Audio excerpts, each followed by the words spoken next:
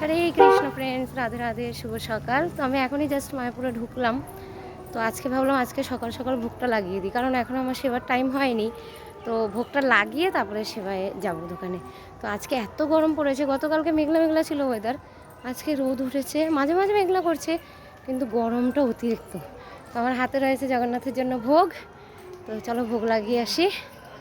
তো এখন যাচ্ছি মন্দিরের দিকে এগিয়ে। আর আজ তোমরা যে কীর্তনটা শুনতে পাচ্ছ, এটা ছোট বাচ্চারা কীর্তন করছে। আজকে হচ্ছে মিনি রথযাত্রা, মানে চিলড্রেন রথযাত্রা। ছোট বাচ্চারা, আমাদের ভক্তি বেদান্ত যে স্কুল রয়েছে ইন্টারন্যাশনাল, ওই স্কুলের সব ছাত্ররা নিজেরা রথযাত্রা করেছে। দেখো কি সুন্দর রঙ্গোলি বানিয়েছে, জগন্নাথকে ওয়েলকাম জানিয়েছে। তো সকাল 7টা থেকেই রথযাত্রা শুরু হয়েছে। এখন মোটামুটি ওরা মন্দিরে ঢুকছে শেষের দিকে। তো এটা আমি আলাদা একটা ভিডিওতে দেখাবো, ঠিক আছে।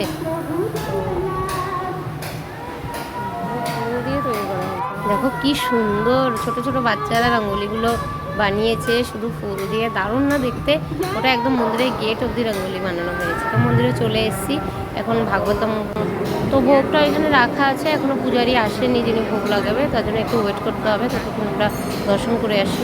ফাইনালি পূজারিজি চলে এসেছেন ভোগ লাগানোর জন্য। অনেক ভক্তরা ওয়েট করছে, কারণ অনেকে ট্রেন ধরবে, বাস ধরবে, যারা নাইট স্টে করেছে গেস্ট হাউসে তারা বাড়ি চলে যাবে। তার জন্য পূজারির জন্য অনেকক্ষণ ধরে ওয়েট করছিল। তো পূজারি এসে এখন ভোগগুলো সাজিয়ে দিয়েছে।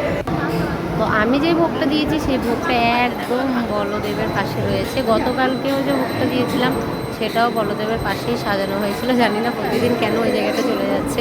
না, চলো এখন ভোগ সবাইকে দেওয়া হচ্ছে, প্রসাদগুলো মহাপ্রসাদ নিয়ে চলে যাই, তোমাদের থেকে দেখাচ্ছি। এই দেখো জগন্নাথকে এটা ভোগ দিয়েছি। এটা হচ্ছে সয়া কাটলেট, সয়াবিন দিয়ে কাটলেট তৈরি করেছিলাম। তো সেটা তোমাদেরকে দেখানো হয়নি কীভাবে তৈরি করেছি, যাই হোক অন্য ভিডিওতে দেখাবো। তো ভোগ লাগানো হয়ে গেছে, এখন সবার মধ্যে প্রসাদ বিতরণ করে দেবো। তোমরা কে কে প্রসাদ পেতে চাও চলে আসো। জয় জগন্নাথ।